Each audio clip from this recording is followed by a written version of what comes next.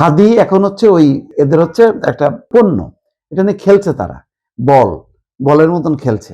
মানে একটা মানুষ তো মারা গেছে, সেই মৃত মানুষকে নিয়ে এখন তারা মাঠে নেমে খেলছে নির্বাচনের ফায়দা তোলার জন্য। দুঃখজনক। এসব জাতিসংঘ দিয়ে কিচ্ছু হবে না।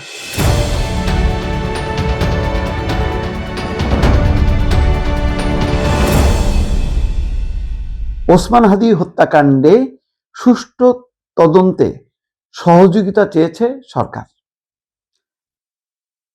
শুনতে খুব ভালো লাগছে যে জাতিসংঘের মতন প্রতিষ্ঠানকে ওসমান হাদি হত্যাকাণ্ডের তদন্তে মানে তারা সহযোগিতা করবে। আমি জানি না যে জাতিসংঘ নির্দেশনা দেয় যে তুমি এই হত্যাকাণ্ড ঘটায়ও না, আর যে হত্যাকাণ্ড হয়েছে সেটা সংশ্লিষ্ট কর্তৃপক্ষকে তদন্ত করতে বলে। যেমন ধরেন গাজায় যে হাজারের ব্যাপারে, এটা কি জাতিসংঘ তদন্ত করে? আমার জানা নেই। জাতিসংঘ করে গুম, নিখোঁজ, তাদের ব্যাপারে একটা গুম কমিশন আছে। কিন্তু হাদির ব্যাপারটা তো গুম না, একেবারে প্রকাশ্য হত্যাকাণ্ড। এটা আইন শৃঙ্খলা জনিত বিষয়।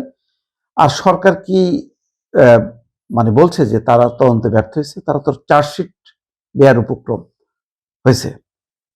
কারা হত্যাকাণ্ড করছে, কারা জড়িত সবই জানে, নাম ধাম, কিন্তু মূল অপরাধী ধরা পড়েনি।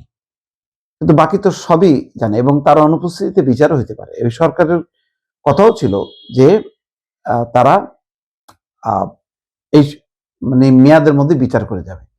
তো সেটা তো সম্ভব না, কারণ এর মেয়াদ আছে আর 5 দিন নির্বাচন পর্যন্ত, এরপরে আর 3 দিন, 5 আর 3 8 দিন। কিন্তু সবচেয়ে বড় কথা হলো যে এখন এই যে কথাগুলি বলানো হচ্ছে বা বলছে, দেখেন একটা কিন্তু পয়েন্ট রেখে গেল, বিতর্কিত একটা পয়েন্ট। জাতিসংঘ এই ধরনের করবে না। জাতিসংঘ এটা বলবে এটা তোমরাই যথেষ্ট। কিন্তু এটা একটা ইস্যুটা রয়ে গেল। সেই ইস্যুটা নিয়ে নির্বাচনের পর অনেকে পানি ঘোলা করবে, জল ঘোলা বা পানি ঘোলা, যে যেটা পছন্দ করেন সেটা হবে, আর কিছু হবে না। সবচেয়ে বড় কথা হলো এইটা এখন বলা হচ্ছে কেন?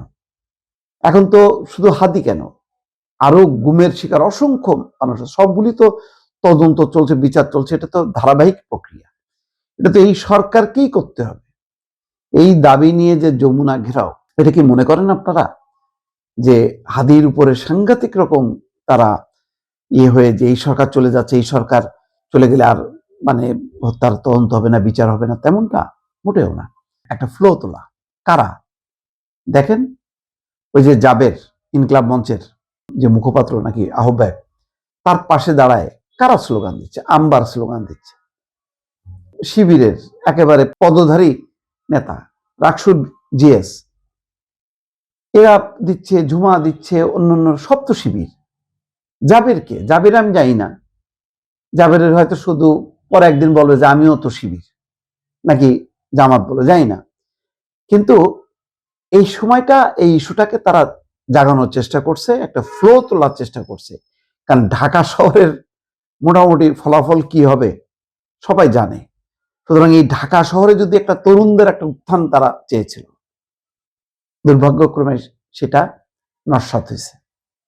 এই জন্য তাদের মাথা খারাপ। দেখছে যে ওই যে বলে না, আমাদের জাকসুর চারিদিকে বিজয়, সুতরাং এই তরুণরা নেমে গেলেই তো মানে সবাই ফুরফুর করে ভোট দেবে। এত সোজা না।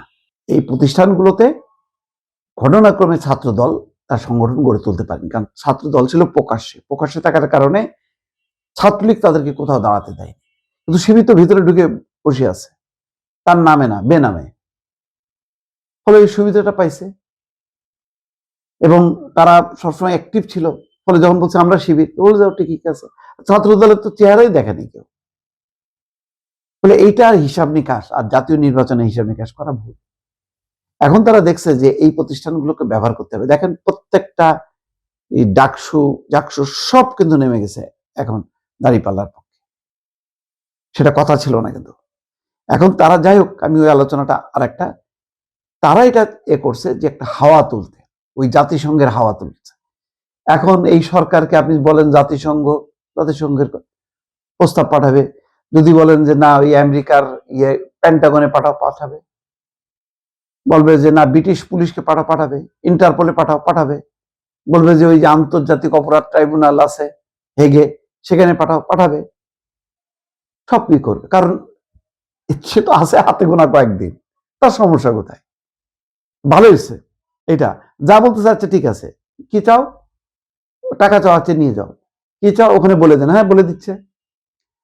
যার মেয়াদ শেষ, যার দম ফুরায় গেছে, তার কাছে চাওয়া না চাওয়া সমান কথা। এটা আন্দোলনকারীরা জানে না, জানে ভালো করে।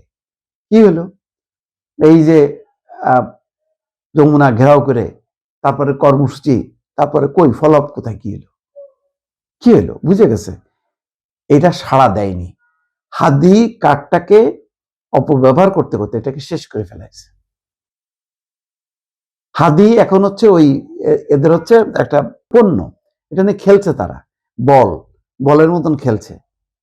দুঃখজনক, খুবই দুঃখজনক। এইরকম তরুণের নির্মম নিহত হওয়ার ঘটনায় নিয়ে সত্যিকার অর্থে সবার মানুষকে কাঁদিয়েছে, কিন্তু এরা বিভক্ত করে ফেলছে রাজনীতির স্বার্থে।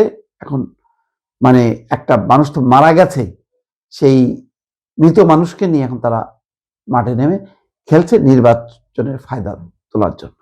দুঃখজনক। এসব জাতিসংগতি কিচ্ছু হবে না, আমাদের দেশের তদন্তই যথেষ্ট। কারণ হাদির ব্যাপারে হাদির বিপক্ষ কোনো শক্তি নেই। হাদির পক্ষ বাংলাদেশ, হাদির পক্ষ বাংলাদেশের জনগণ।